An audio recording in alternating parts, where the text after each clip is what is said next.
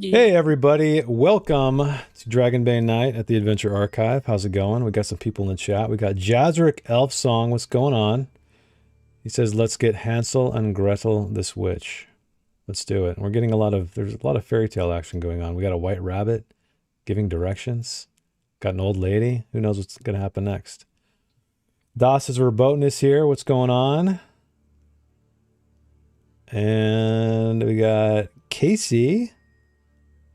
Casey Eck 739. Welcome. Glad you were able to make it. You've been going through this campaign at work. Awesome. Well, thank you for watching. Zara Truel, welcome. And I think that's everybody. Cool. Well, guys, thank you, Patrick. I know you're going to watch this at some point to see us screw up your system. But he is the developer of the Dragonbane system for Foundry. So if you're playing Dragonbane online, this is how you should be doing it. We got Andreas with the official Dragonbane soundtrack as well, playing in my headphones. And we're also thankful for Noel, who we often use here as well in conjunction with the soundtrack. So go check out their links down in the description if you want to check out the music. And that's it. And thank you guys for hanging out with us tonight, of course, or watching in the future if you're watching the VOD. Brief recap. So you guys found a glade of strange rabbits that were one rabbit was trying to communicate with you in some fashion. It pointed the way north, so to speak. You guys traveled that way, had a brief encounter with some large wolves. You dispatched of them rather quickly. Continued north until you found some ruins. And in those ruins was a woman, an old woman sitting on a stone wall. Dagwood snuck his way up, talked to her for a bit, then the rest of the party joined. You guys had a nice little tea party inside her house. She invited you in. And I don't know, you guys, it was mostly conversation. You're not quite sure whether to trust her or not yet. Only Dag would drink tea too. Oh, that's right. Yeah. That's right. And you guys decided you were going to come back, I guess. You're leaving. That's where you are right now. So you guys are leaving the ruins, heading back down into the forest from whence you came. So we'll pick it up right there. So we're in the woods. We're walking. Yeah, where are you guys going? Gwydian's going to just stop mid-stride. And he's going to say, hold up. Wait a second. We didn't really accomplish what we went there to do, did we? What were we going there for again? Well, we were going there to see what the rabbits were stressed about. And presumably it's the old woman, but we didn't really ask her about the rabbits, did we? Well, I mean, she was so nice, and she let us in her house and gave us some tea, even though you guys didn't have any, which little bit rude. But I was afraid of upsetting her by bringing that up. What if that made her mad? No.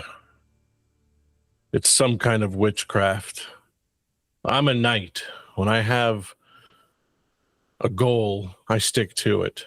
And Brian here, she's just generally stubborn. So if she has a goal, she'll also stick to it. But neither of us remembered. She put a spell on us, made us forget our objective. We have to go back. Oh, right now I was looking forward to getting back to camp and having a fire, maybe something to eat. But what about the bunnies? Well, we're going back tomorrow to talk to her again. Maybe we can just ask them. You see Gwydion looks up in the air, almost as if he hears something. Wait. A spirit from beyond tells me we were supposed to bring her rabbit meat. Yes, let's head back to camp, and we'll find some of the rabbits that are not people rabbits, and bring her back gifts. Maybe she'll be more accommodating. I feel really weird today. I don't know. Ever since we went to that ruin, something feels really, really off. And then you see him like grunt and then like shift his whole body away and starts walking towards the camp again. Man, Gwydion's going through some stuff. Thank you, Dassus, for reminding me about what our goal was. Oh, he was the ghostly memory. Okay. Yeah. He was the spirit of the wind. Also, his last comment reminded me of a missed opportunity for an episode title. He said kerfuffle, but I'm thinking the kerfluffle. Damn. Maybe next time. Not too late. It's not too late. Yeah. Who knows? We have no idea. I name these after the fact, so it might be a kerfluffle. Okay, so you guys head back to camp. Are we heading all the way back to the glade with the rabbits? Because that's like that's where you were. Hours, yeah, right? It will take you. Yeah, it will take you probably. Let's see. You left in the morning. I think I said it took you about midday. It'll probably be afternoon, like late afternoon, when you get back. Because let me just test the measurements here. Not that I need to be that much of a stickler, but yeah, it's a good 15 kilometers. So if you can do per shift, that would mean by the time you get back, it would be pretty much time for camp again. You'd have like one shift left to, prep.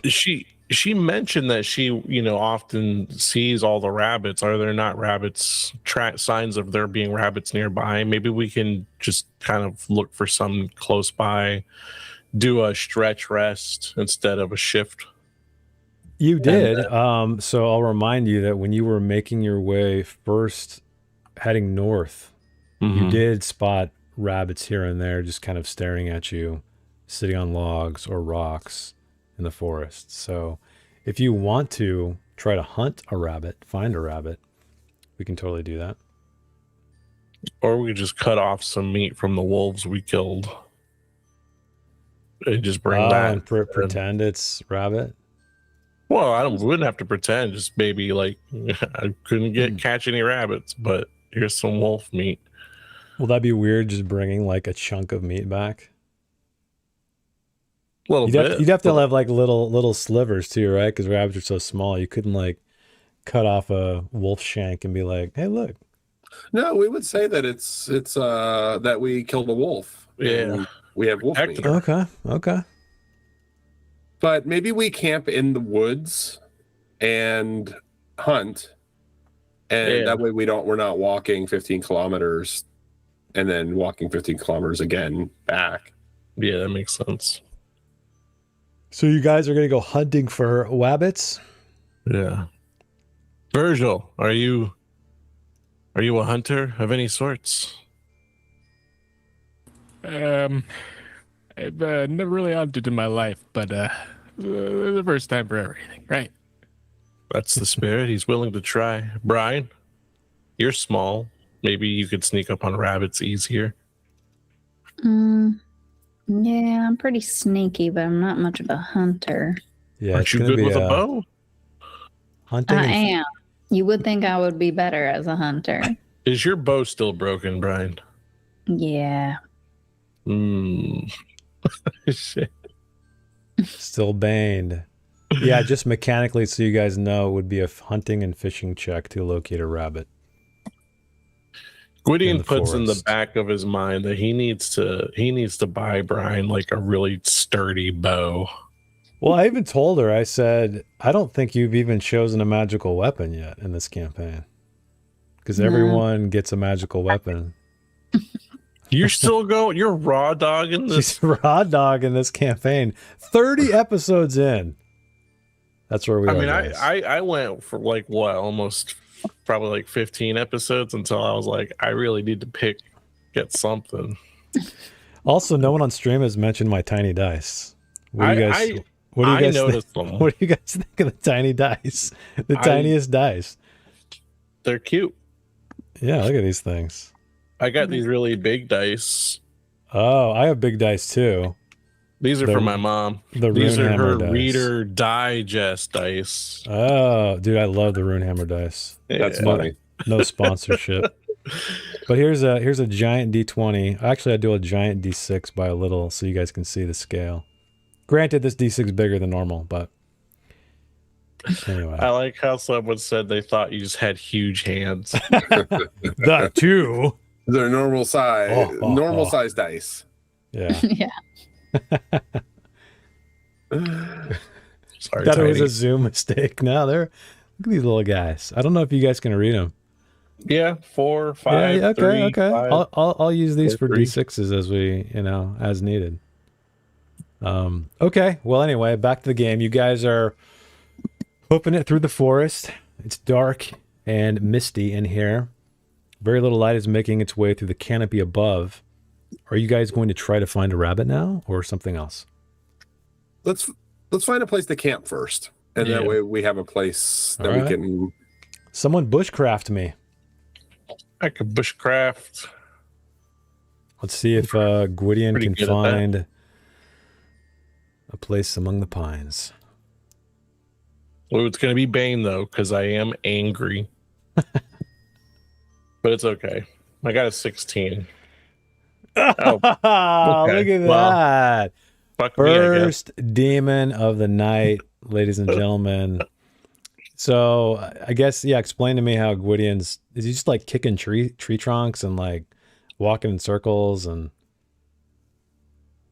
I think what it is, you see him moving around through these woods, and he just looks distracted as hell.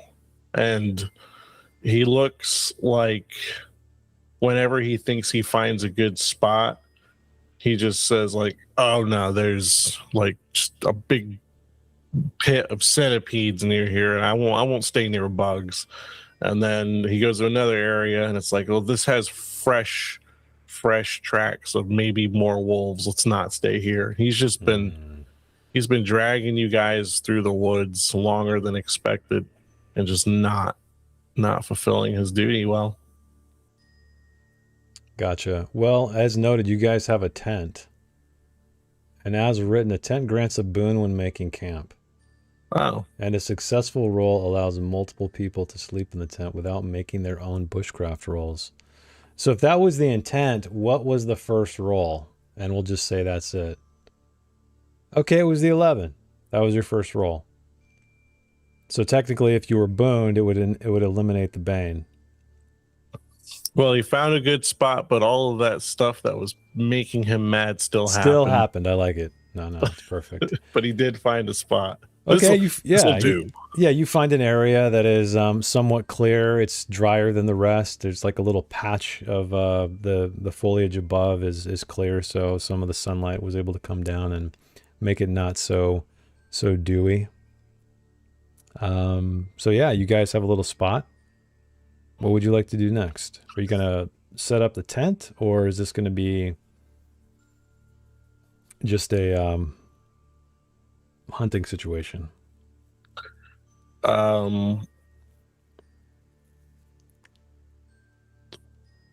Gwydion, I would say like Gwydion's going to be occupied with setting up the tent, and just securing the perimeter, all that jazz.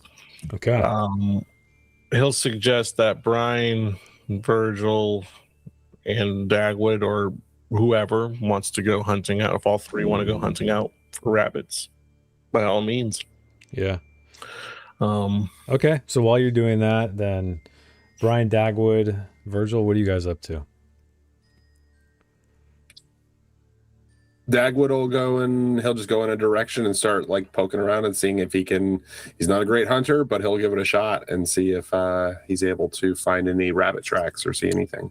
Yeah. Don't forget, you guys can also help each other, right? To gain a boon on rolls. So if you guys want to work together to hunt, you can do that. I have a 6 in hunting. Does anybody have a higher one than that? Brian has a I have a- 7. I have a 10. Oh, look at that. Virgil. Let's help Virgil. Yeah. So why don't you guys explain to me how you're helping Virgil find these rabbits? Brian's getting down low, looking for tracks. She's taking the low ground. Okay. She's always Dagwood- taking the low ground. Dagwood's like hopping through the trees like a puma. Yeah, or he'll something? climb one of the trees and like stealthily like jump between branches and try and get like a good vantage point to see if he can spot any from a distance. All right, that's a good narrative reason. So, Virgil, why don't you give me a hunting and fishing check with a boon, or 2 boons? 2 boons, yeah. Dos Oh, boons. Because Yeah. I was going to ask if I could possibly roll crafting instead, if Virgil were to like be crafting a trap. Well, It feels like the same. It feels like the same roll, but a 10 with 2 boons is pretty good odds that you're going to get it. yeah. I'll take Let's it. let's just do the hunting and fishing and see what happens. Oh yeah, look at that. Oh, Look at that. A dragon. We find a city. Let's roll the tiny D6s and see how many rabbits. See if I can even read it. Let's see. Oh no! I got to re-roll that. That's not cool. Can't be. Was a it one rabbit? It was a 1. Yeah. Oh man, I didn't see which one it was. Did you see, guys? I'll do it one more time. All right, yeah. So you find 5 rabbits. They're busy. Looks like they're occupied digging up some roots or something. They don't see you coming. And I'm guessing you just wallop them over the head, crush their poor little skulls with your hammer, or you can explain to me how you want to do it. so yeah. Instead of doing that, I think Virgil set up like little traps. Okay. The kind Yeah. that like where the rock sits on like a stick, and if they knock it over, it like falls down on them. Yeah, perfect. And Yeah, tears are so streaming down his face every time it happens. you craft an immaculate trap that just seems to attract all the bunnies in the forest, and you find 5. So there are 5 trapped in there. Yeah, Dagwood is stoked for you. He climbs down a tree. And he's like, "This is great. She's going to be so happy." I'm a monster to this forest. I guess we know who to depend on for hunting. I know he's really good at hunting, but it makes him sad. Hey, I got a question. So, how do we know which rabbits are human rabbits and which are rabbits? You don't really. Oh Well, I my mean- God. I don't think any of the ones in the forest are the human rabbits. I think those were all in the glade. Okay. I mean, that just thinking that makes me feel better. Okay. Virgil wipes, some tears away. I am pretty hungry. It's okay. These aren't for us. We're not going to eat these. These are for the old lady. She's going to hopefully be so happy that we brought her rabbits that she's going to tell us how to help the rabbit children in the glade and where the pearl is, right? Right. Hopefully. Maybe she'll make us some stew too. The tea was really good. You should have tried it. Maybe she'll have some left. And you're feeling all right still? I feel great. Okay, so you guys have a little kerfluffle of rabbits, and you bring it back to camp. By the time you arrive, the tent is up. So Gwydion has assembled camp. What would you guys like to do next? Guess we got to process them rabbits. Yeah, I mean, that's all inclusive with the hunting roll, so we don't need to do any more rolls. But yeah, if you guys want to skin them, I can take that. I'm a master chef. That's true. Yeah. Skin them, bleed them, yeah. clean them. So I'll take them out of Virgil's eyesight and take care of those. Okay, so you do that. Night falls. The despite you guys being in the relatively somewhat open area of this forest, you see the moon rise. The clouds gather overhead. It gets noticeably colder, darker, of course, but there is moonlight, thankfully. The edge of the camp though is just completely dark, very similar to when you guys entered the forest previously. Very little light gets through. Does anyone need to take a rest? I don't mind standing watch. I'm pretty good. Yeah, Gwydion will rest. Okay, so Gwydion's taking first rest. He's resting. So I guess Brian, Virgil, Gwydion, you guys are going to sleep in the tent while Dagwood takes watch. I'll take Dagwood's fine with that. Silence is a yes. Okay. All right, Dagwood. Is there anything particular you'd like to do on your watch other than watch? He climbs a tree that kind of overlooks the camp and kind of crouches on a branch, Batman style, and and just like listens to the forest. Special attention to anything that might be out of place, anything approaching, or anything like that. Okay. Yeah, you keep a good lookout. You don't see any reflective eyes in the darkness. You do, however, notice, because you are high up, you can see smoke rising, kind of curling toward the clouds, the dark clouds to the north, which you assume is the old woman, Matha. Okay. Matha. Do I still get that scent, the like medicinal, like herbal scent?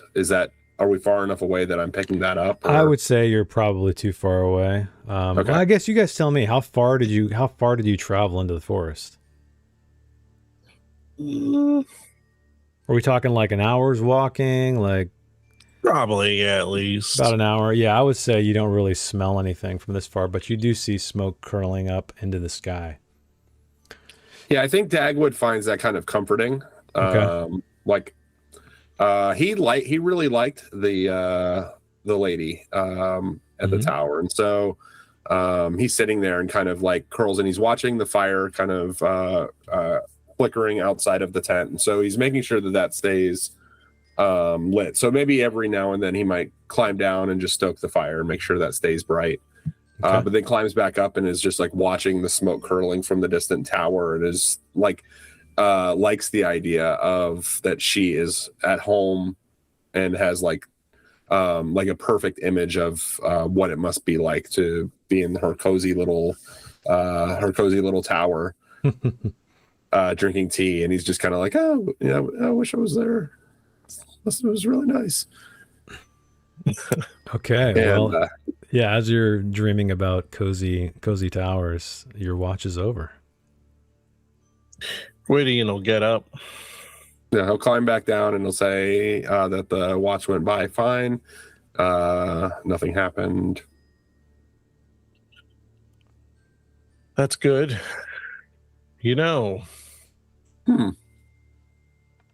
We've been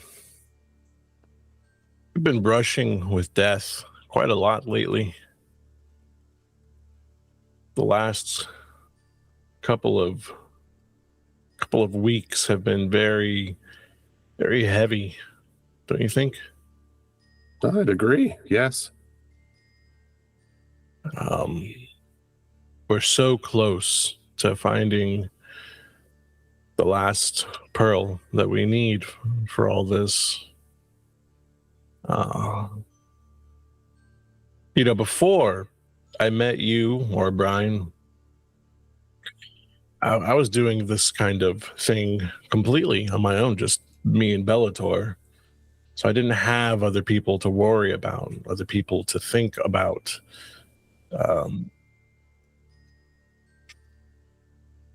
I'm just curious about you in particular, though, Dagwood. You kind of joined us and stuck around with Brian and myself, but why do you still stay around? You haven't really seen much payoff from it. I was just curious. I'm not judging your loyalties or anything like that. I just, if anything, I'm happy you're still here, but why stay? You could be doing so much better as a roguish type on your own. This is true. Actually, that's, like you, I spent, being a person of my occupation and obvious skill makes, the life rather lonely. So finding a group that I care about, I've grown to trust is so rare. And after losing Magnus, I have to think that this whole thing is worth it, and we have to make sure that we that we see this through. Otherwise, what did we lose? What did he die for? And so I know that what we're doing is good, and in the end, we're going to be doing a lot more good before this is over. And I want to make sure that we see this all the way through. Well, I'm glad to have an ally such as you, and you're a hell of a cook. Of course, thank you. Just remember to keep practicing your swordsmanship. We need to get. I will. There. Maybe in the morning before we set back off, we can practice a little bit. Sounds good. All right. Get some sleep.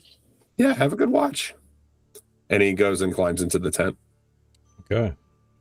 So, Gwydion, is there anything you would like to do other than watch on your watch?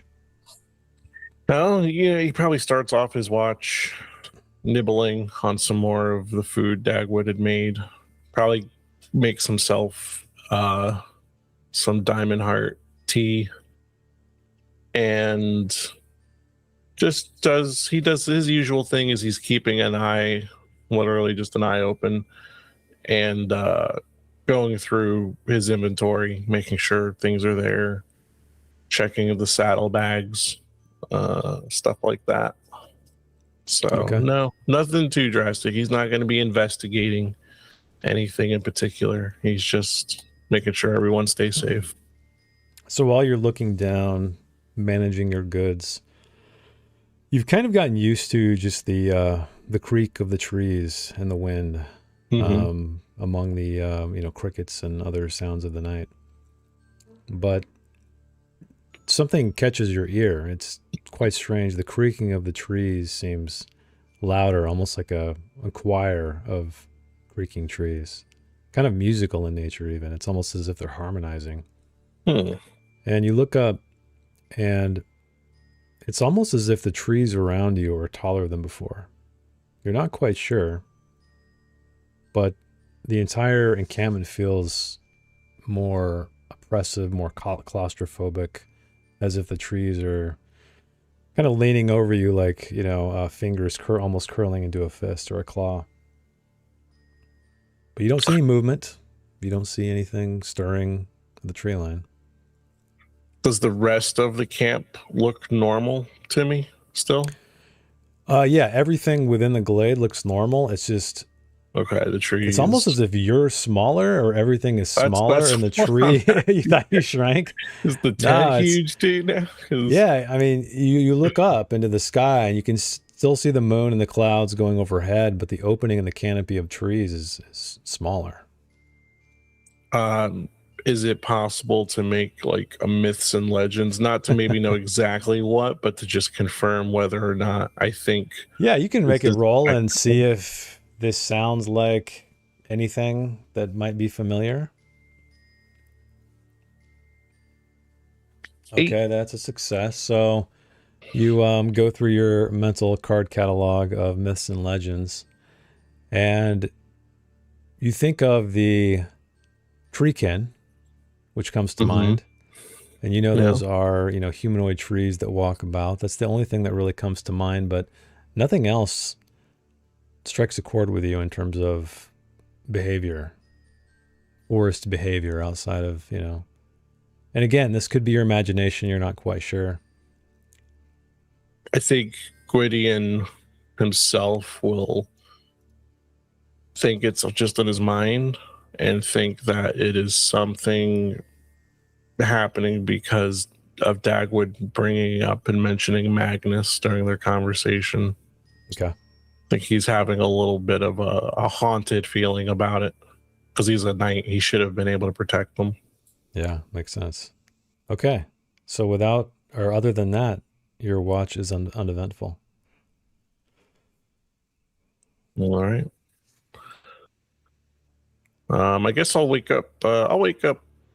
Brian. It's your turn. Oh, all right. Anything interesting happen?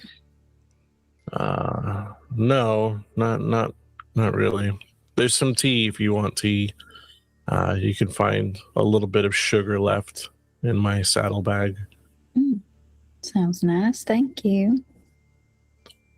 And so Gwydion will just put his weapon away and get in the tent and curl up somewhere between wherever everyone is. Okay. Right in between. Yeah, right in between. Don't Monkey get in the middle. sandwiched. Dagwood is probably like right in the middle of the tent, like just like spread out. Yeah, and everybody forcing everybody else to like cram into corners and like very uncomfortable. Okay, Brian, is there anything else you'd like to do on your watch other than keep a lookout?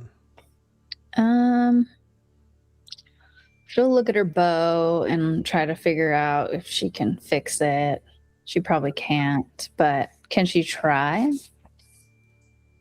It requires a crafting roll, I believe. Mm-hmm. I don't know if, can you do it?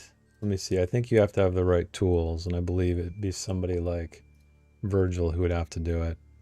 She could It borrow also, yeah, it also takes one shift of time, and you need access to the appropriate tools. So, yeah, you're not, you're only, you know, a partial shift is the time that you're here. Okay. Well, she'll kind of like look at it and like, I don't know, maybe grab some bark and like try to do a little makeshift fix, and then it'll break and she'll get frustrated and Okay. just keep watching. Okay, the time passes quickly, strangely enough. And you can see the... Go ahead. Does she have that like oppressive feeling? No, I mean, nothing is out of the ordinary for you. Okay. It's a pretty quiet night. You can see the color of the sky slightly changing, which is a reminder for you to wake up Virgil for the final watch. All right, she'll wake up Virgil. Okay. No, not the bunnies. I'm awake. Yeah. Bunny nightmares. Yeah, it was terrible. So I many. understand. They're scary. They are. They were angry. But it was just a dream. Just a dream. I should go to bed. Okay. So Virgil, is there anything you'd like to do on your watch?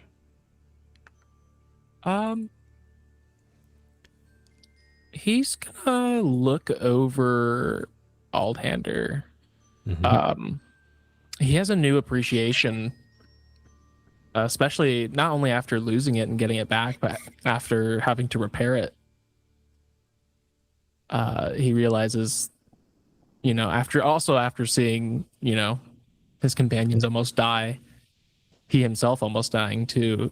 He has like a new appreciation for what's going on, and like is starting to grasp like the quest that they're on. Yeah, so I guess it might feel, because before you were just joining them to get your hammer.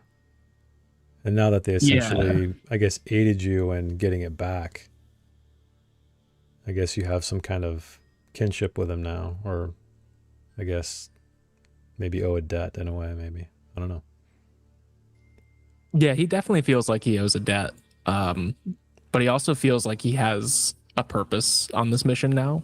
Like he's doing something for not just him. Okay. So he's kind of like deep in thought, not entirely paying attention. Yeah. So you ponder all of these things for the entirety of your watch, and you can see the fire start to shrink in size, and the shadows of the trees part as the sun starts to rise overhead. And it is now morning for everybody. So you guys all wake up.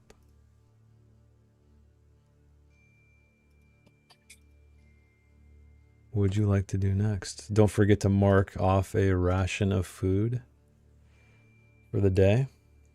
Food.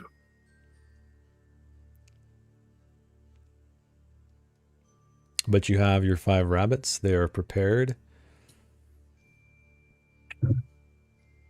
All right. And that is a shift rest. Yeah, make sure everybody clicks the shift rest button. Well then, I guess we bring our game back to Metha. And perhaps we can, without being rude, let's just be a little more forward with her this time and just ask her about the rabbits. Well, maybe somebody else should take the lead on this one instead of me, because as soon as I'll say, yeah, I'll ask her about I'll ask her some of them hard questions, but no, as soon as I see her, I'm not gonna be able to. I don't want to make her mad.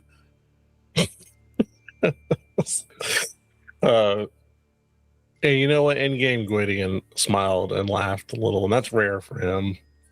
Yeah, I'll deal with talking to Metha. She gave me no indication to not trust her so far. So I think she reminds me of my grandmother. Your grandmother.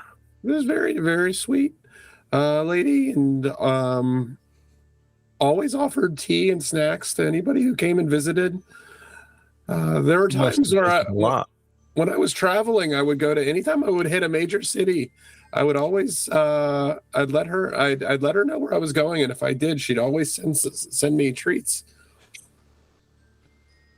So yeah, I guess it's safe to say I like her a lot, and I hope that we don't have to kill her. I will do my best to not have to kill her, Dagwood. Well, I guess that depends on her.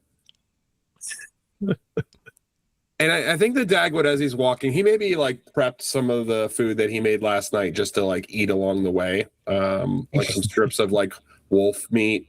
And so as we're walking, he'll look over at Brian and see that her bow is still messed up, and he'll say, "Well, I don't have a bow."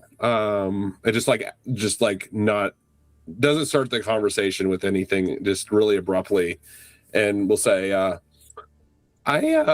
have a crossbow, and you might not be as good with it as your normal bow, but if you want to borrow it, you can until you get your bow fixed."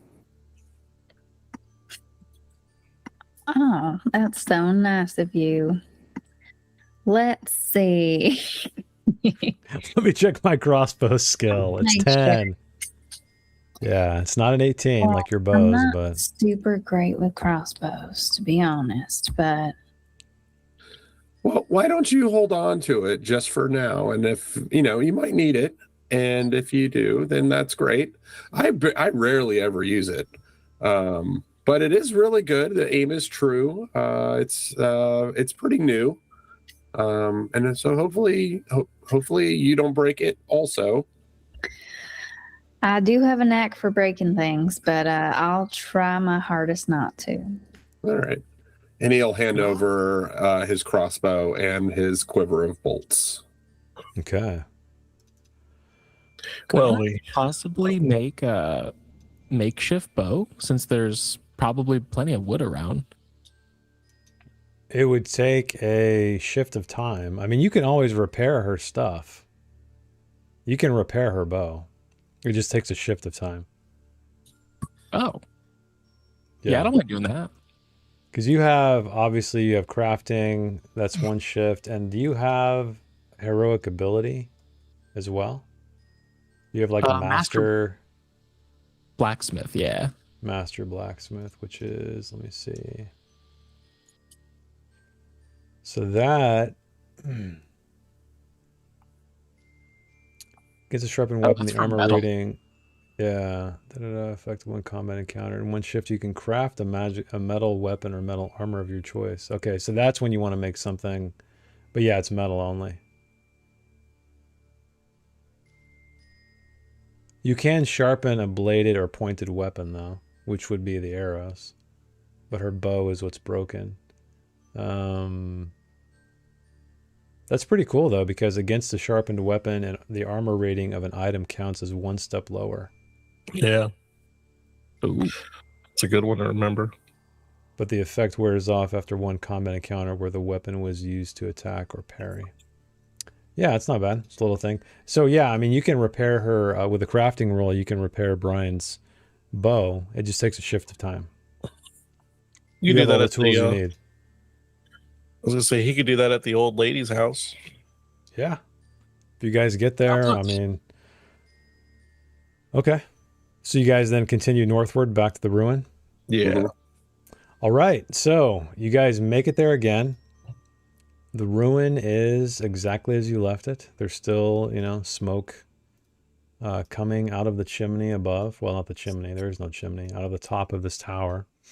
And just like last time when you approached, you see Metha. She's sitting on the stone wall where you found her before, Dagwood.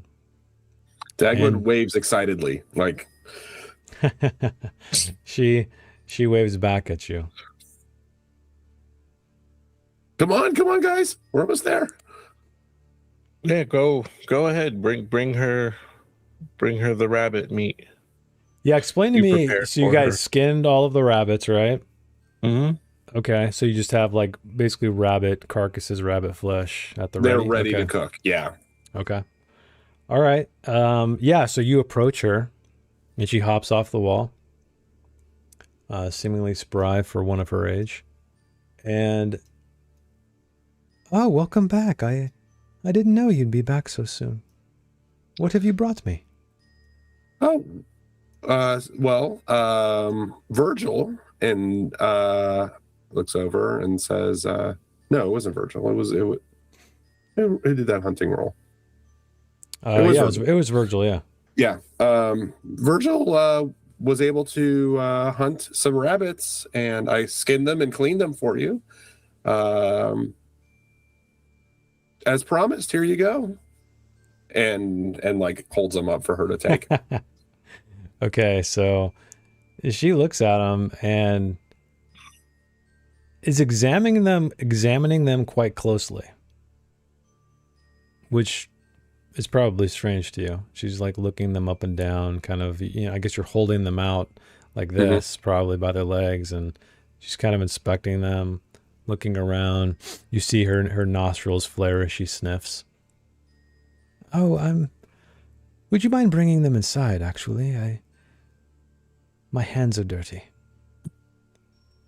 There, the fire is warm. Yes, absolutely. I thank you. And she heads inside. Dagwood goes to follow. Okay, you follow her inside. The inside looks exactly as you left it. There's still a fire burning on the hearth. You smell that bittersweet tea that you had previously. What about the rest of you? Are you guys following Dagwood and Metha into the abode? Yeah, Gwydion will follow. Okay. Yeah, Brian will follow cautiously. All right. Virgil as well? Yeah. Okay, so you guys all go inside. She takes her seat, so to speak. The only seat in the house outside of the stones that are surrounding the entryway or the the quote unquote living area, which is small. Maybe What? let's say maybe Virgil can build her some more chairs too. Yeah, you could. Well, I suppose we can fashion a spit of some kind. The fire is burning brightly. Allow me, and he'll start preparing them for cooking. And as he's doing this, he will go into in-depth, great detail on his procedure for cleaning these rabbits.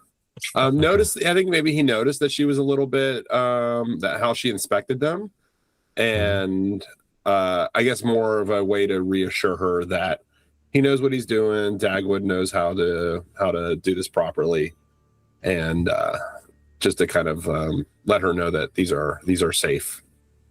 Okay, so you're ad nauseum describing all of this, the cooking procedure and the preparation. And she's nodding along to every word silently. And are the rest of you just sitting around? Gwydion will eventually ask her, Matha, correct? That's your name? Yes, that is my name. Matha, yeah. Our hunter here, Virgil, he's actually a craftsman and a blacksmith. And if you wouldn't mind, do you have some kind of space, either in here or outside somewhere, that he could work a little?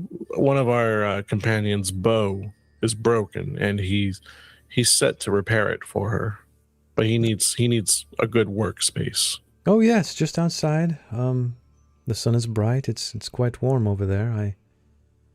He shall have all the space he needs. I hope it's enough. Granted, it's overgrown with weeds and such, but plenty of space.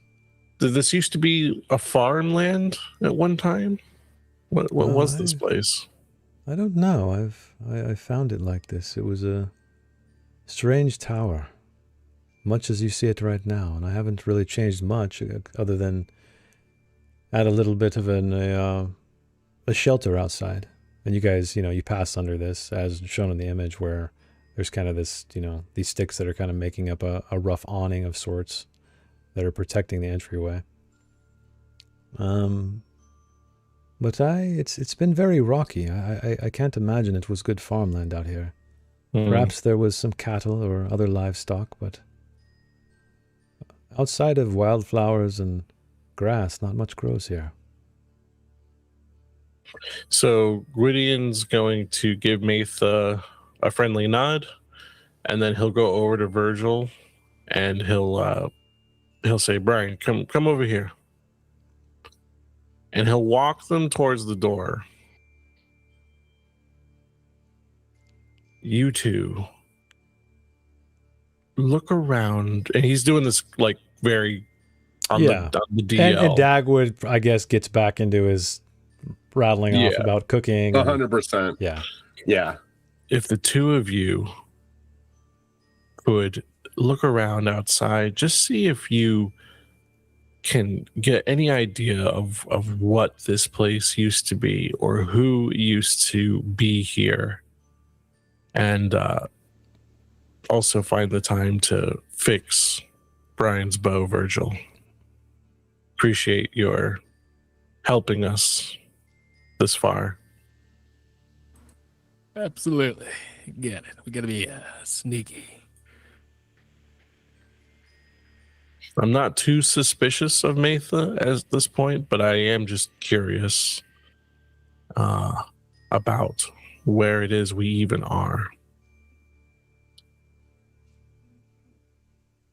And Gwydion will then go and return and stand close, probably lean against a wall near wherever Matha is sitting. Okay. And where are they off to? She notices that Virgil and Brian are heading out. It's Brian's bow, and I think she needs to learn more about how her bow is constructed, so that way she can maybe break it less. She has quite the history of breaking her bow, actually. Oh, that's unfortunate. The Yeah. poor thing. I'm sorry, what was that? I just said the poor thing. Yes. Well, she's stronger than she looks for a halfling. She keeps breaking them somehow. Too much force, I think. But Maytha, I wanted to ask you a few questions, if you wouldn't mind. Yes, of course. Some of these questions might be too personal, so please feel free to reject them. Question 1. I feel like it's like a game show. Yeah, you have to answer with what is. When did you find this place? How long ago? Oh. Was anyone else with you?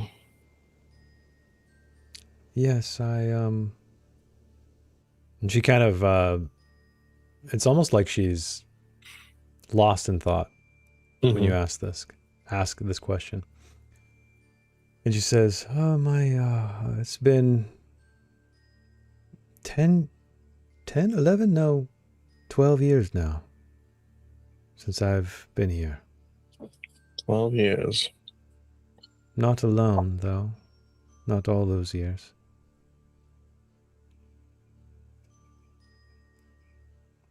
She's kind of staring at the ground. Who was with you? Oh, my daughter.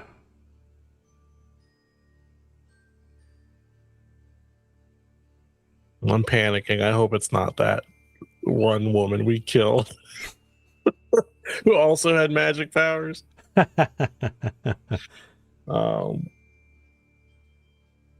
What was your daughter's name? Is she still around in general? No, she left me some 3 years ago. 3 years ago. Yeah, 3 years ago she left me. She didn't enjoy the solitude, even though she always told me all I need is you, Mother, but clearly it wasn't enough. What was her name? Or what is her name? Let me see if I wrote her name down, if I gave her a name.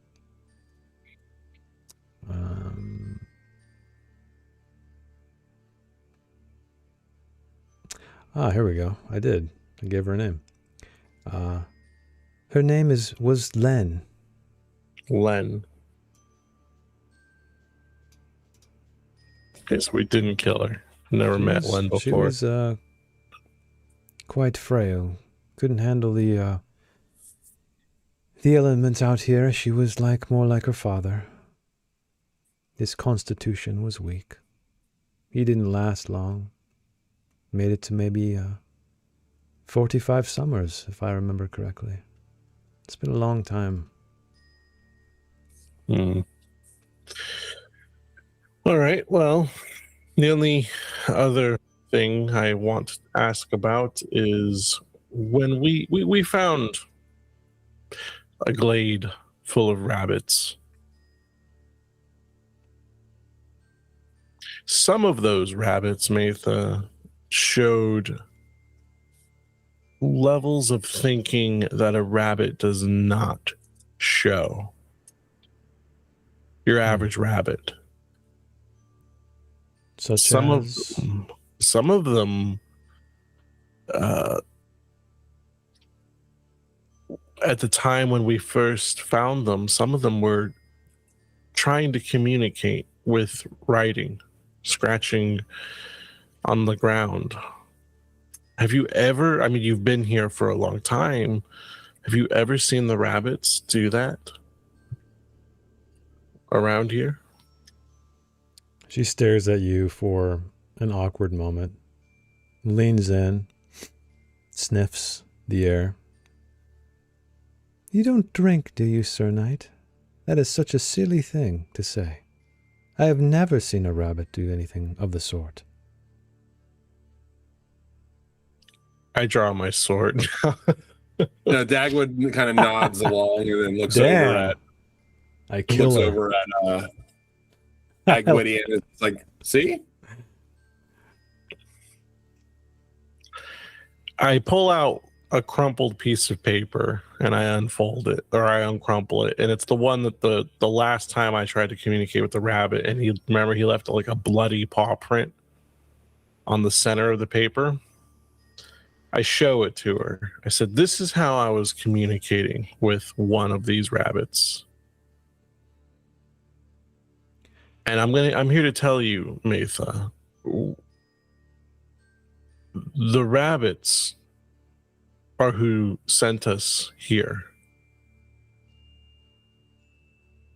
So why? Why would they want us to come here? It might sound silly to you, but there are way more far-fetched things in this world than rabbits being able to communicate with us, don't you think? So you take this paper out, this crumpled paper with a bloody mark on it, and she doesn't look at it whatsoever. She doesn't break eye contact with you, so she's looking up at you. And her face grows cold. It's like you can see like a brow, or her brow furrow, creases along the sides of her mouth. I will ask you nicely. Please remove that filthy thing from my house. We can talk after you have disposed of it. I don't want to bring a sickness within these walls. Gwydion, he won't say anything. He'll crumple it in his hand, stand up against away from the wall he was leaning on, which he looked very cool and edgy while he was doing, by the way. And he will turn so that his cloak billows behind him, and he'll exit the building, and he'll go and look for Brian and Virgil. Okay, yeah. Speaking of that, so we will skip over to Virgil and Brian. What are you guys up to outside the shelter? And this will be going on before Gwydion, while Gwydion had that conversation. Yeah. I guess Brian is kind of investigating around this building. Because Gwydion had mentioned trying to figure out what this had been before. So she's checking the corners, seeing if there's any trapdoors or... Yeah, so you look around, and on the east side of this tower, over the wall where she was sitting, it's almost like an old courtyard. However, the walls around it most of them been knocked over. They're all incomplete. The tallest wall is the one at the front where she was sitting. All the other ones are probably half that high. And you can kind of make sense of, among the moss and grass, there appears to be a pattern in the stonework in these cobblestones, like they were crafted in kind of a concentric circles. And in the middle of that, you find more foliage. It's like overgrown bushes and stuff right in the center, almost at the bullseye of these concentric circles. And you find some pieces of stone. They're oblong. They're about 2 feet tall. They're kind of narrow. They're have some really weathered symbols etched on them.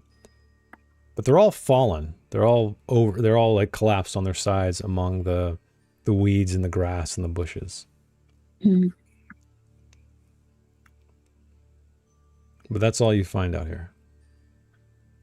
Can she try to read any of the inscriptions or recognize where they're from? Or Yeah, why don't you give me a myths and legends check? Okay.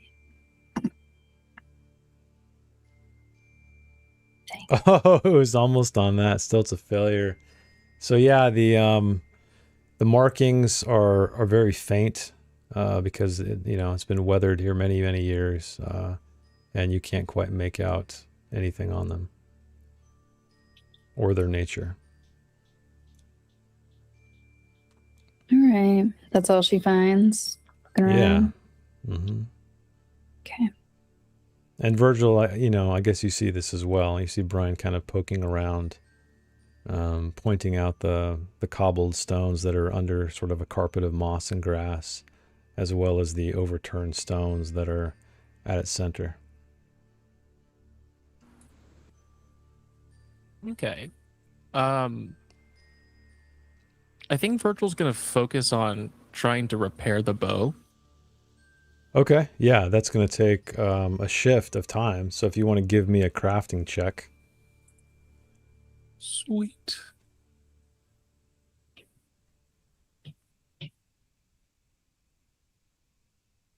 Okay, that's a success. So after a shift, granted, it's going to be a while before that happens because Gwydion, he comes around. Is there anything else that Brian would like to do while Virgil is working on the bow? Yeah, let me know if my audio is cutting out. I know nobody on the stream has said anything, but Joey mentioned that my audio is. Okay, cool. It must just be... So it's capturing my audio directly. So it must just be our video conferencing software that's glitching. But thanks.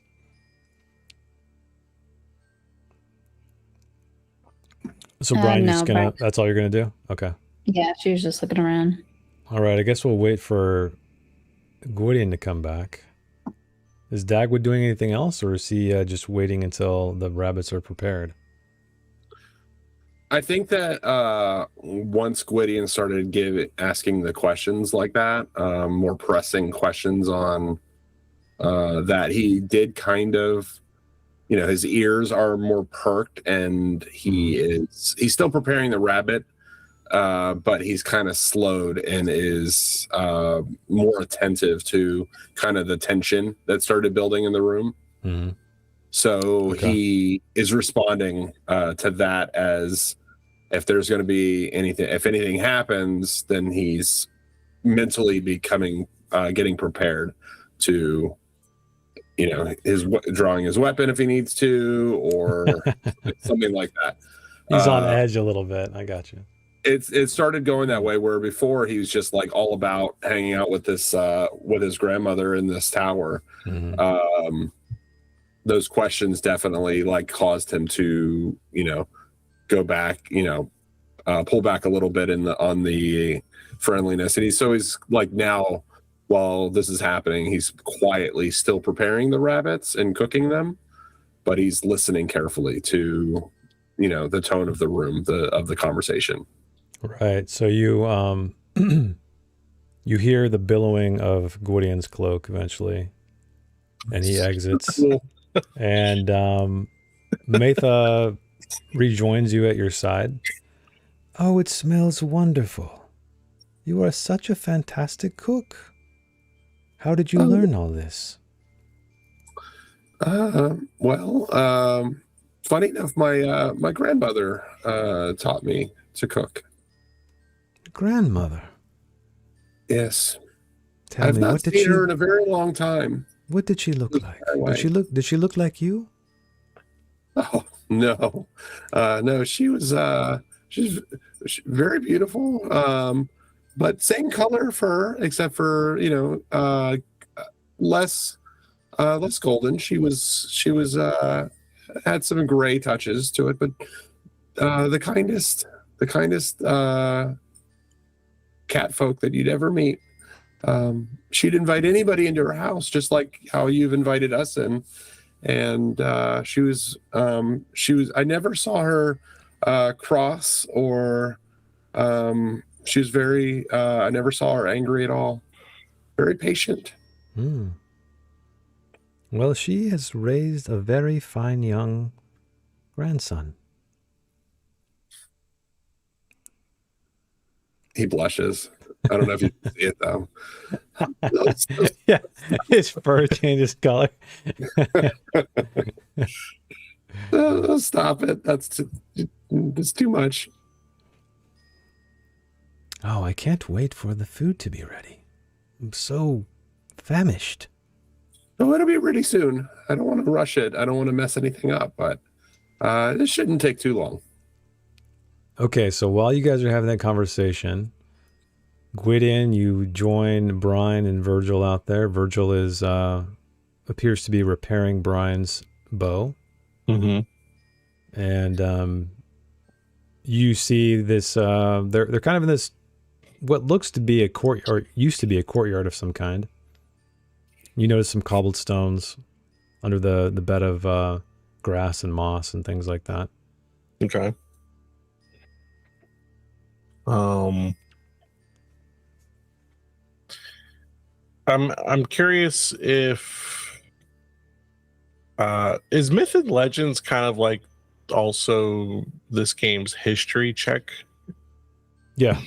Like Exactly. if I wanted to examine, like if I'm looking at this building and I wanted to try to think, you know, like what could this have actually originally meant to be? Mm-hmm. Would I try to figure that out with Myths and Legends? Yeah, from a historical standpoint, sure. All right, I'm gonna do that. Okay. Okay, a 6 is a success. So you spent some time observing the courtyard, the tower itself, and really, it's the courtyard that. Did Brian tell Gwydion about what she found, or no? She hadn't had the chance, but if she gets the opportunity, she will. Okay. If she can get Gwydion's ear away from, what's her name, Matha? Well, Gwydion's outside with you now. Okay, Yeah. then yeah, she'll tell. Yeah. So the look of the tower, the courtyard, and then these stones, these oblong stones that were knocked over in the center of this courtyard, they speak of magic, meaning this was a place of magic at one point. It's very reminiscent of an area where mages would have studied. Okay. So your guess would be that this tower was probably once a mage's tower. Yeah, that's classic. Classic. I wish Magnus was still here because we would make it his mage tower. So Gwydion will kind of find a spot to sit near Brian and Virgil. And Okay. he says, well, I don't trust her now. I was asking her about the rabbits, and she completely shifted her tone. She suspects us just as much as I suspect her now. For sure. How soon can the bow be prepared, do you think, Verge? It's going to take 4 hours. Okay. We can keep the peace for 4 hours.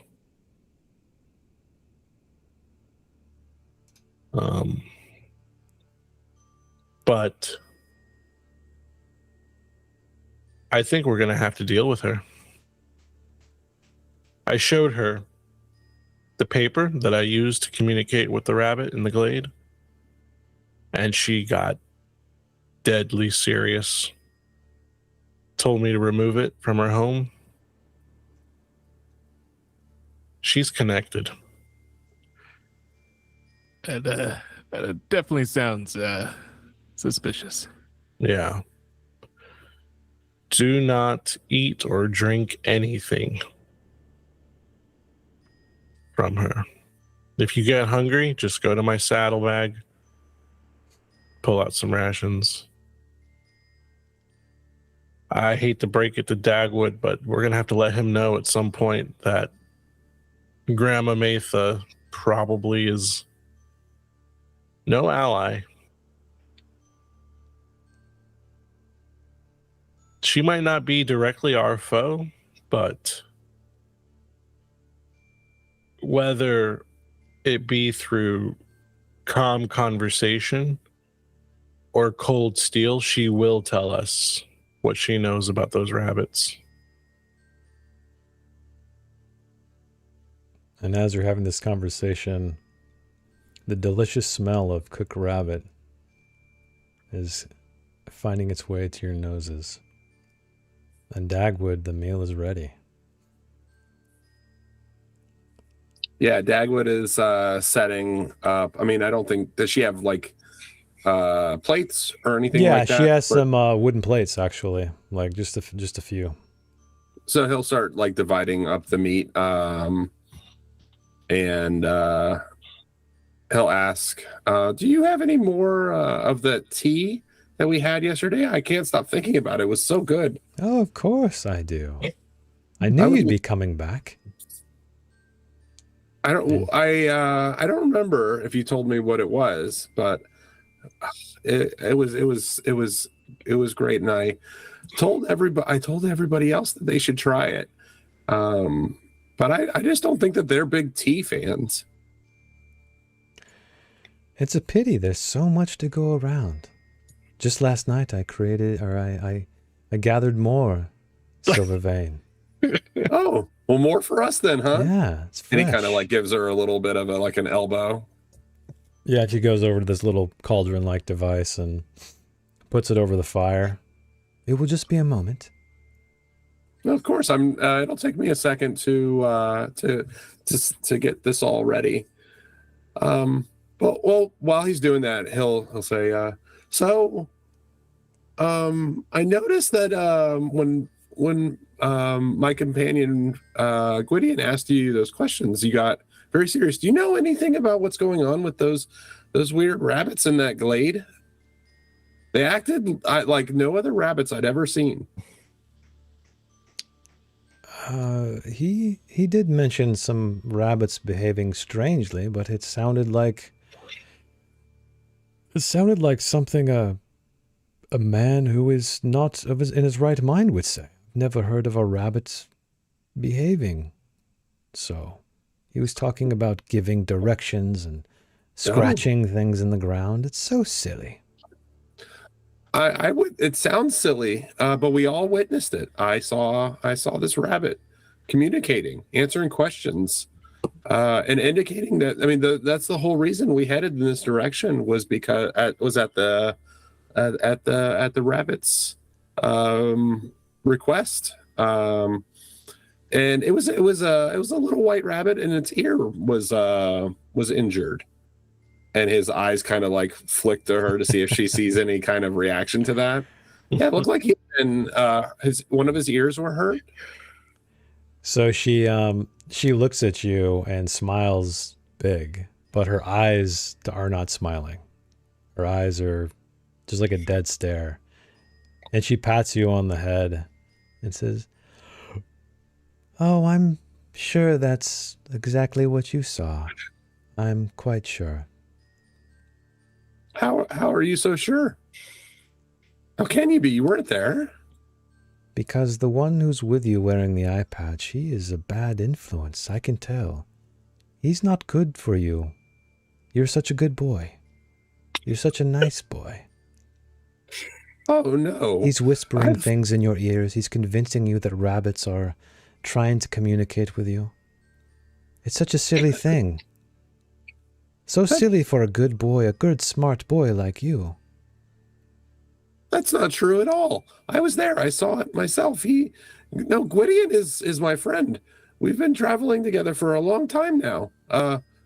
You just don't know him. He grows on you, though. He's a little gruff and angry when you first meet him, but you spend enough time in getting to know him. He's a really good person. I fear if we continue this line of conversation, I'm going to lose my appetite, and I would hate to lose my appetite, so maybe we speak of this another time, or better yet, never again. And she gives you even a bigger smile. Now, why don't you have a seat, and I'll go get the others. And she doesn't wait for a response and disappears out the door. So Brian, Virgil, and Gwydion, you see Matha appear on the other side of the wall where she used to be sitting when you approached. And she's beaming. Her face, she has this really wide smile plastered across her face. And she says, "Dinner's ready." And then she turns back and goes inside.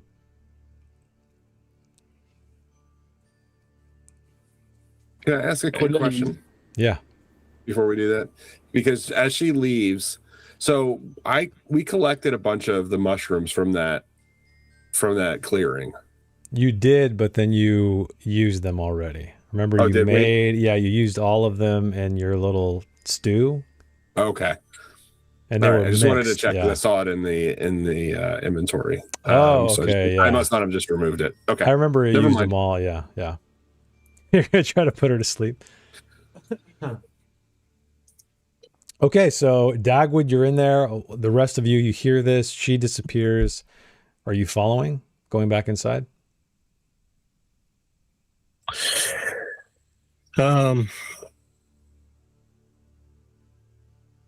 All right. Virgil is. Okay. Brian. I've got a plan. Yeah. This is about to get really ugly. Yeah, I figured as much. She's suspicious as hell. Yeah. So, I don't know how Dagwood is feeling at the moment. Virgil is pretty aloof usually.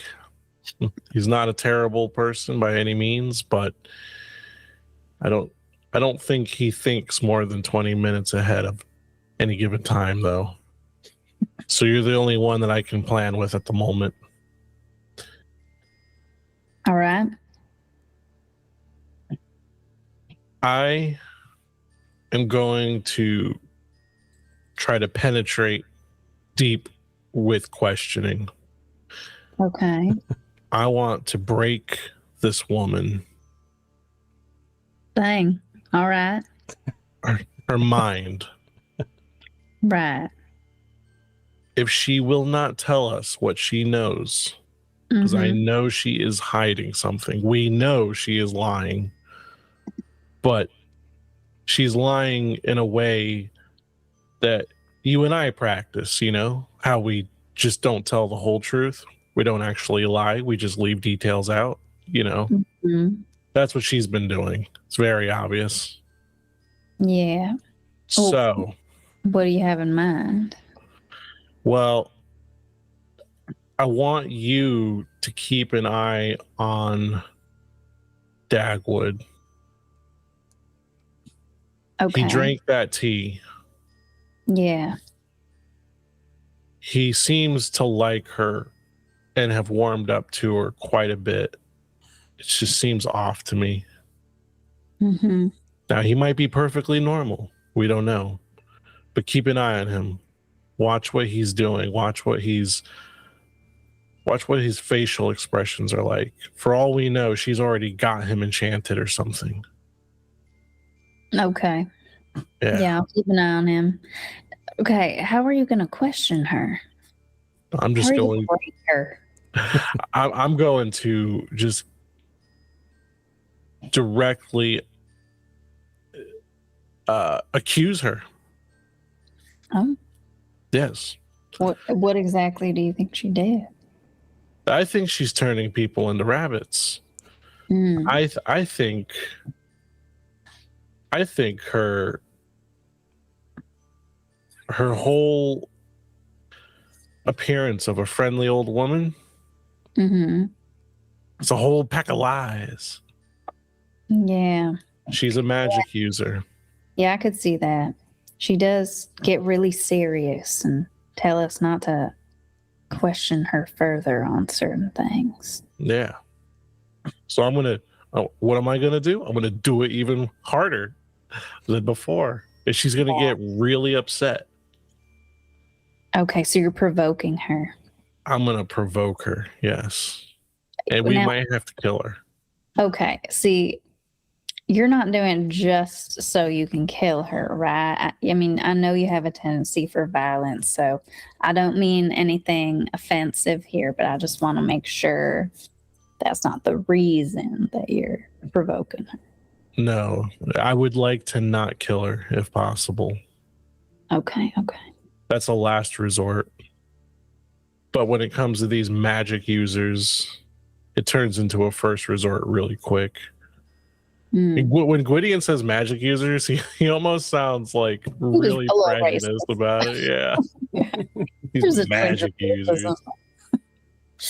He well, I mean, magic has killed one of his friends. Almost got them all killed. He doesn't like magic that much. Yeah.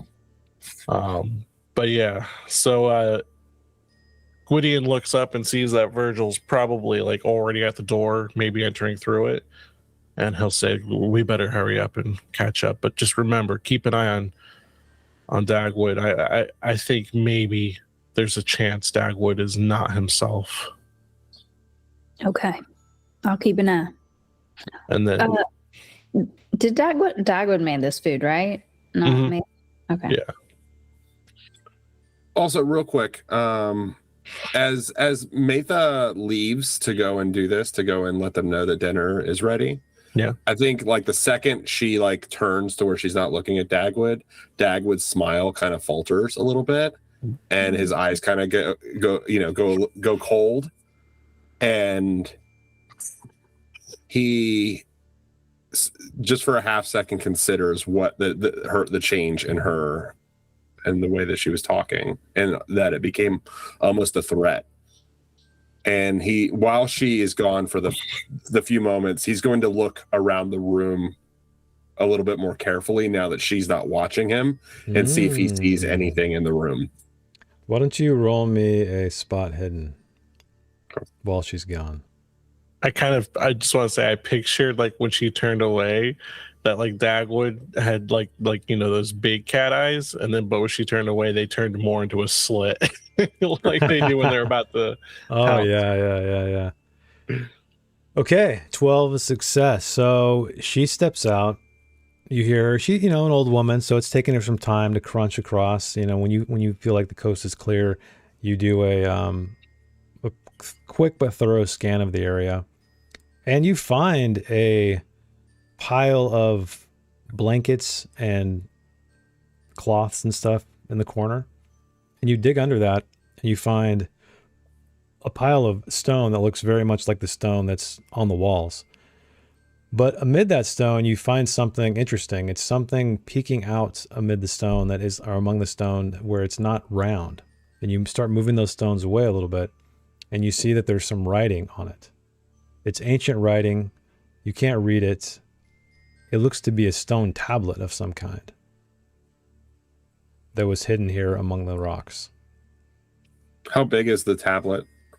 It's like book size, I guess. Like a large grimoire size book. He is going to take that, pull it from the stones, and he's going to tuck it into his cloak, into into one of the pockets inside. Okay, so you're going to try to carry it on your person, because it's hefty. It's made of stone, so it's you might have to like put it in your pack or something. I guess you could try to stash it under your armor though, if you'd like. I'm not wearing armor. Oh, you're not? I thought you were wearing your leather armor. No, I just have Thieves' Cloak, which only gives me one. I thought you had armor. I guess because of your character artwork. I squeezed into some armor when we were down in the barrow, but he left that behind. That's right. Okay. Yeah, I guess he has his pack and everything with him, so that might be the place to do it. So he'll pull it up, like push all the blankets back over there, and he's doing this very quickly. Yeah. But kind of this is something that he's used to doing. And he will quickly step over and tuck the tablet into his pack. That seems more. Yeah, because it's not very pliable. It's a very, it's book size, and like putting it under your cloak might be somewhat difficult, So a couple pounds of stone. Yeah. Okay. Yeah.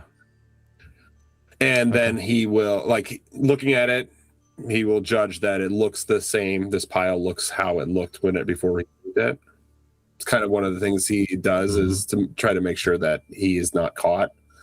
And then he will go back to placing the plates of rabbit around for everybody. Okay. Yeah. So by the time you do that, as soon as she reappears, that smile goes back on. Just the dopey smile. Yeah, she stands in the doorway and crosses her arms and smiles again. This is so lovely. I have been blessed. Well, and thanks for bringing us into your home. I hope that you enjoy the meal. Oh, I will. I know I will. And she takes her seat. And I guess what are the rest of you guys? Are you guys following in after your little conversation? Yeah. Yeah. Okay. So Virgil would get inside first. Okay. Yeah, you go in, you see Matha sitting in her chair. Dagwood has, you see a lot of plates of food prepared.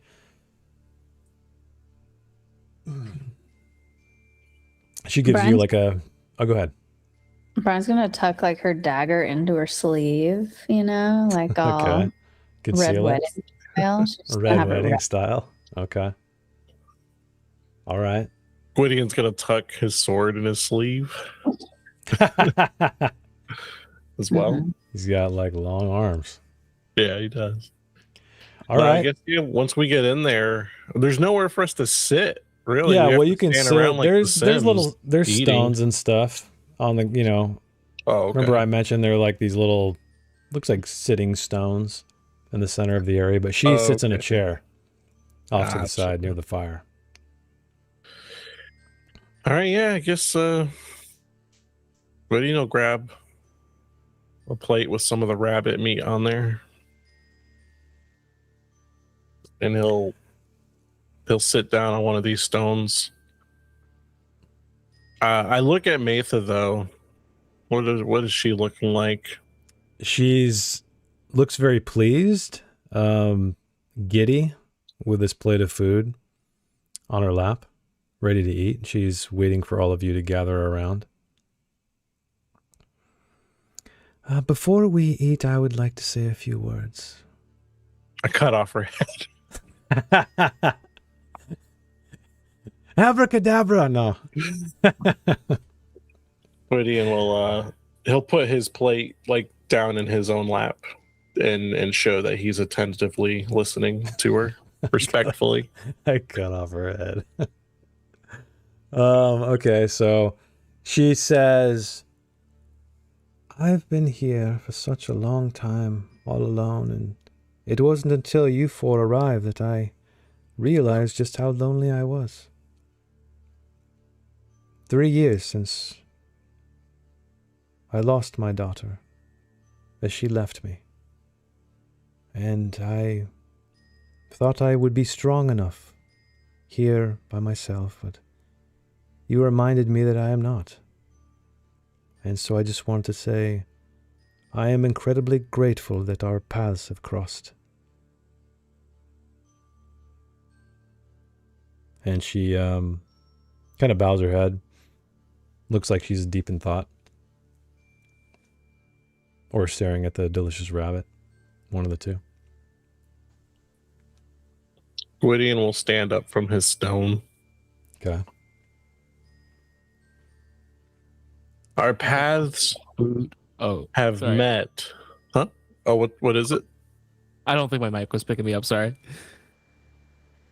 Oh, were you going to say I was gonna something? say- oh, just like Virgil just starts shoving the rabbit Okay. down. He's so hungry. Yeah, he's been working. Poor Virgil. He's been working. He's been hunting. He's been doing all the damn work this episode. But yeah, so when Gwydion stands, he puts his plate down on the stone, and he even takes a step forward towards Matha. Our paths have met. Matha,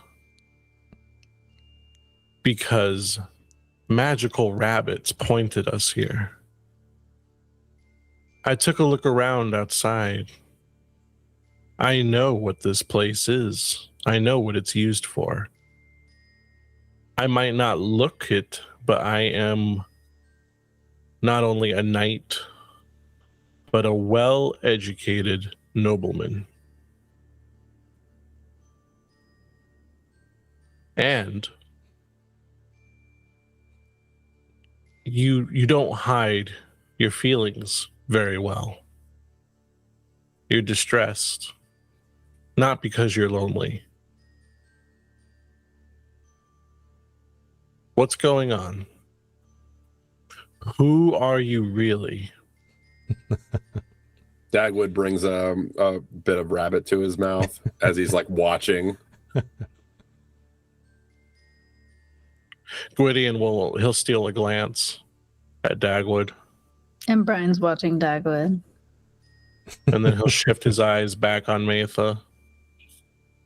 And at this point, Gwydion's standing. He doesn't have his he has his hand like on the hilt of the handle of his sword, but it's not like crossed. It's just one hand on the side. He doesn't look like he's about to draw, but he could. Are you using that? Are you purposely showing her that you're potentially going to draw your sword, or is it just you are? Okay. Yeah, these So aren't just questions. These are demands. So she notices that. She looks down at your hand on the pommel of your sword and then looks up at you. Who am I? I've already told you who I am. My name is Matha Greyhollow, and I am just an old woman living in the woods. And why would you ruin such a pleasant meal with such accusations?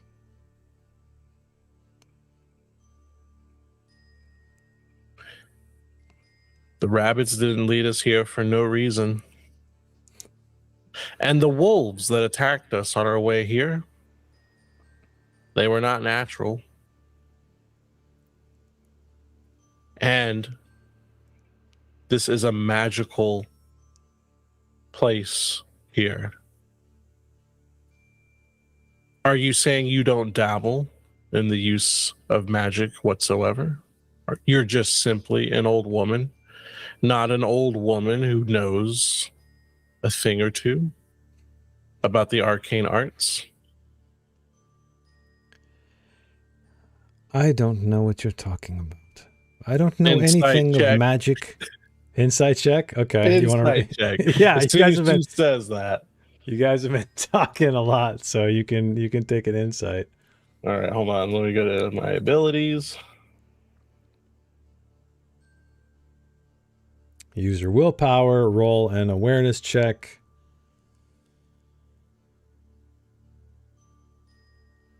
Here's my awareness.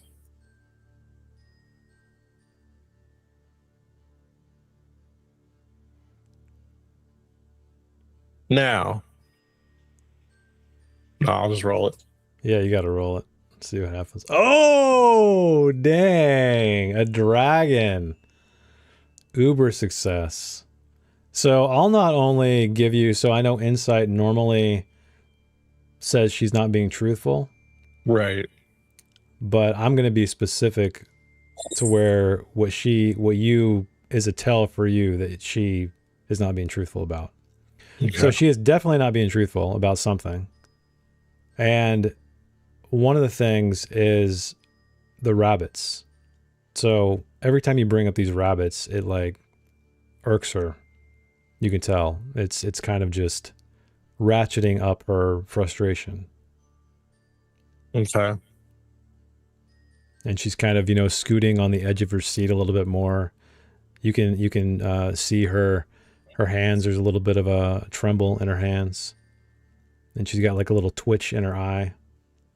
So you're seeing all of these tells that point to the thing about the rabbits. These are all tells. We need to remove her eyes because she needs line of sight for spells. We need to remove her hands because some of them are somatic, and we need to remove her head so that she can't speak the spells, and that should do the trick.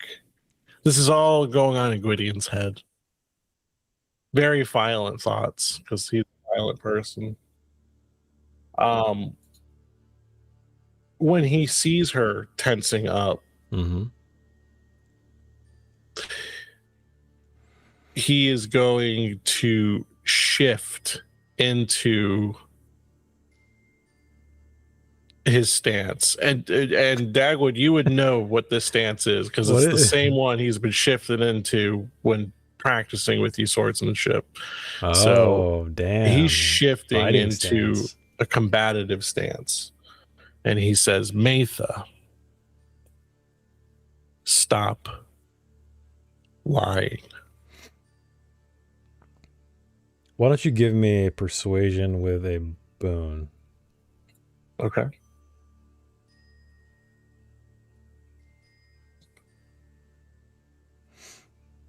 Man, I know this is random, but I really wish I had some macaroni and cheese right now. That is very random. You don't want some rabbit? You'd rather have macaroni and cheese? Rabbit's okay. I don't think I've ever had a rabbit, actually. It's all right. It's not great. Yeah, super lean. Okay, so a 2 is a success. So you kind of stand up in this threatening stance and towering over her, and she seems smaller and more frail. And the trembling in her hands works its way up her arms to her shoulders, and she just collapses to the ground. She falls on her knees and then plants her hands on the floor, and her hair, which was somewhat tied up in the back, kind of unfurls and falls about her face. And you can see her head shaking back and forth. And she says, no, no, no. And she's getting really upset. You see the stone under her face being spattered with tears. And she starts wiping her eyes.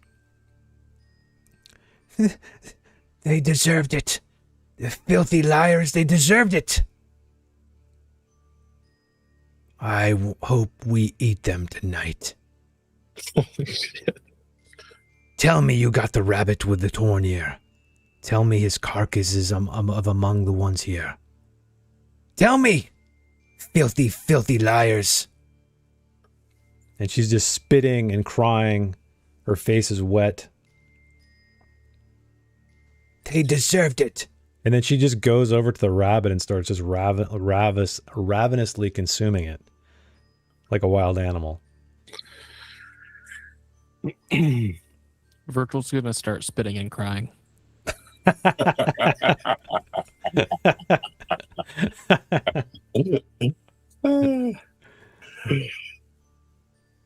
think Dagwood stands up, like kind of backs up at this like sudden like show of like powerful emotion, and he will unsnap his dagger, like just so that it's ready should he need to draw it. But he's going to he'll say, "Who is the rabbit with the broken ear? She's not here. Who is she?" And I think he like purposely uses she. I think that he's probably starting, like he's connecting some dots, and he's maybe guessing that maybe the rabbit could be her daughter. So she looks over. So he uses she on purpose, or her on purpose. Okay. So her head snaps in your direction. It is he, the filthy liar who tricked me. Who killed her? He killed her with his lies. I cursed all of them. I cursed them. Who is he then? Who is he to you? He's a filthy merchant. I sought him out. I sought his help. My daughter had fallen ill, and he told me he had a cure for her. And I just find out it's bitterroot. And she throws her plate across the room and it crashes against the wall. It wasn't anything but bitterroot. And she died in my arms. Her sickness overcame her, and so I cursed. I found something in this tower. Something left from me. It was fate, I tell you. And I found a word etched upon stone. And I found him and his family. And I said that word. And poof. They all became rabbits. Why the whole family, Matha? Why not just the one who did you wrong? They were all in on it. All of them. They knew. They knew he was selling me something that could do her no good. Could not cure her. They cared nothing for her. They cared nothing for me. I gave them all the coin I had. Every last silver to my name to save my daughter. And they took it greedily. And they gave me bitterroot.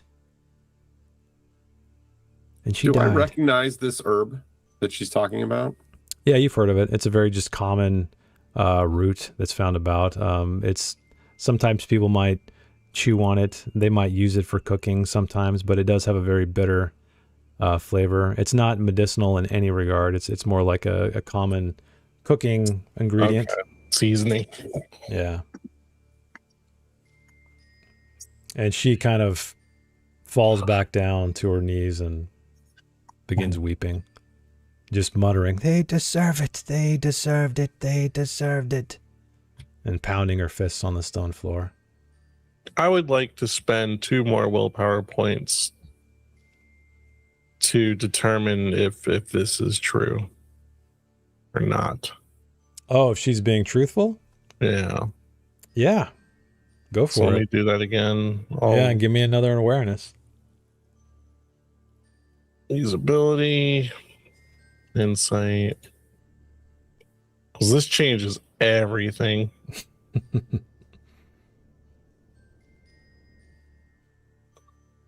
Awareness. Oh. Woo. All right, that's a demon. So she's hard to read in her just absolute fury, shaking her hair in her face. I think Whittian's gonna believe her anyway. Okay. He'll ease out of his stance.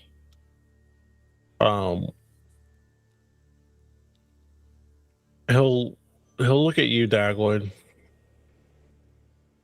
and he'll say,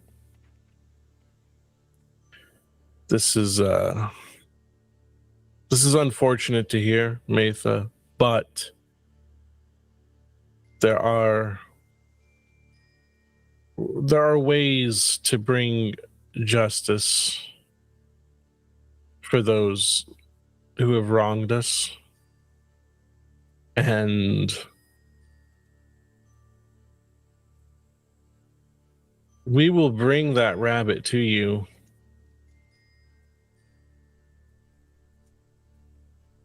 if that's what you want. But I would like for you to turn them back into their human forms so that I can properly deal with them as I had tried with questioning you.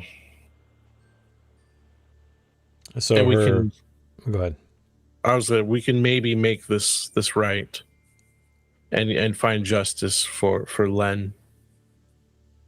So her head snaps up. She looks up at you, or kind of like between the long silver hairs that are going across her face that are now damp with her tears.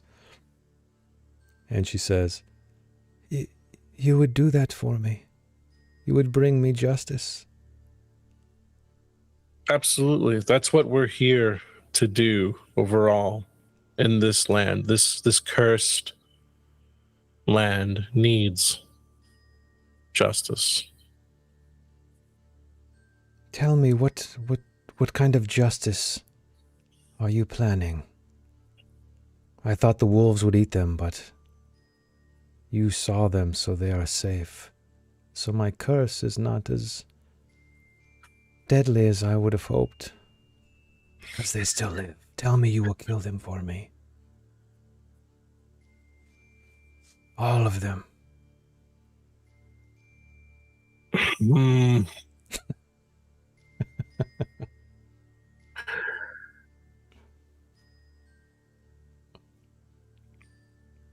Maybe we just leave them as rabbits. No, Gwydion's genuine response to that is, I will only bring the one with the injured ear. If you turn him back into a human, I will interrogate him. If he did indeed swindle you and cause the death of your daughter, I will deal with him. He will deny it. He will deny it. He's a filthy liar. Well, How are you going to believe him? He's going to tell you what you want to hear. He's going to call me a witch. A dirty witch. Because I am. And she starts kind of weeping. I will show her my eye under the eye patch. Oh, okay. So, like, flavor wise, whenever Gwydion does an insight check, he's kind of using that demon-esque looking eye to do it with. Oh, okay. So that way, it's like it's a and heroic ability. But is this eye? I mean, it's kind of horrific to look at, right? I mean, no? Probably not horrific. It definitely looks odd. Okay. But it's not like, you start hearing voices and and stuff like that. It's definitely off looking though, which is why he covers it. Well, what does it look like? And have you described it before? Maybe I forgot. Yeah, it's like just think like a yellow black. Okay, so it is it's inhuman looking. It's inhuman looking because it is. That's a what I'm getting demon's at. eye. Yeah. Okay. Yeah. If it's a demon's eye, that I would say that's pretty. So you show her this eye. Yeah. And then because remember when Gwydion was a kid, his eye was removed by a demon because he peeked a look at one during a ritual. Okay, so he removed his eye and gave him that one. So I guess when you're lifting this thing up, she points at you. And almost falls back and scoots away, almost, into the fire. Are you a servant of him, the one who brought blackness to the forest? No, I am here with my companions to end this curse and darkness on the forest. That eye. I can't look at it. And she turns away. He'll put his eye very back. well. I will agree to your terms. I'm a terrible woman. I've been consumed with grief. It's never gone away. And she's hunched over. She gets to her feet. She goes over to this pile of blankets in the corner and starts removing them. You hear the clatter of stones as she, heaves them aside. Where is it? No, where is my stone? Where is my magic? And she turns around. Did one of you take it? Did one of you take it? How dare you accuse us? No. Dagwood kind of ignores the question that she's asking, and he kind of steps closer, and the demeanor that he had kind of falls a little bit, and he says, "Now you want something from us. You want us to bring this rabbit to you? There's a price. we don't work for free. And it's like completely different from any type of action, how he's acted around her up until this point. Mm. And he'll say,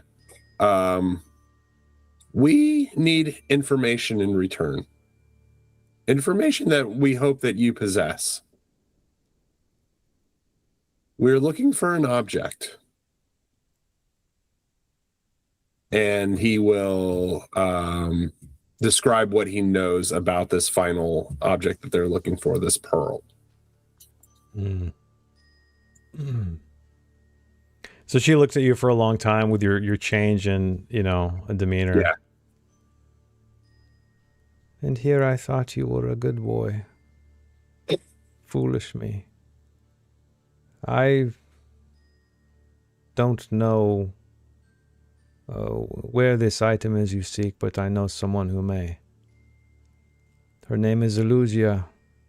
She lives to the south of here, in a small homestead near a lake.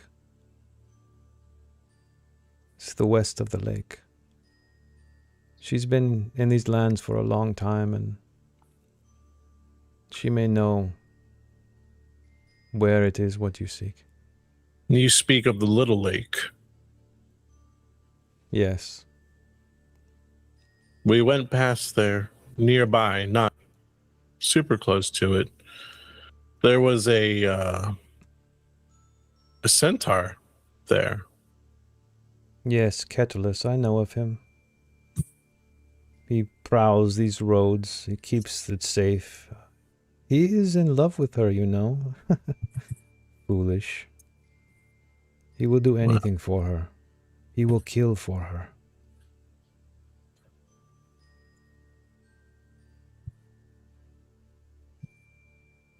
Gwydion will pull out the map. What do you know about these two gigantic moose in the forest to the east?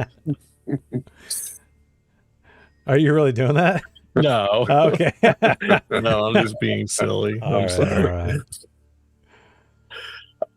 All right. Gwydion will kneel down to Maitha's level. Mm.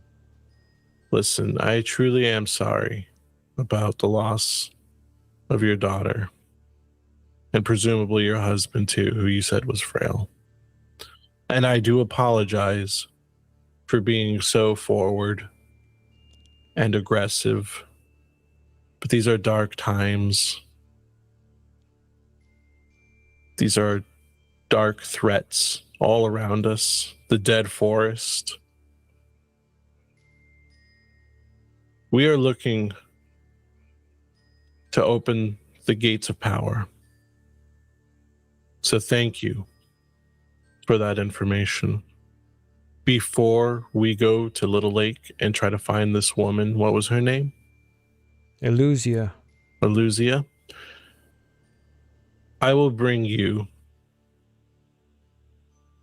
the damaged ear rabbit, and we will get justice out of him for your daughter. I cannot break his spell without the tablet. It's the only way I know.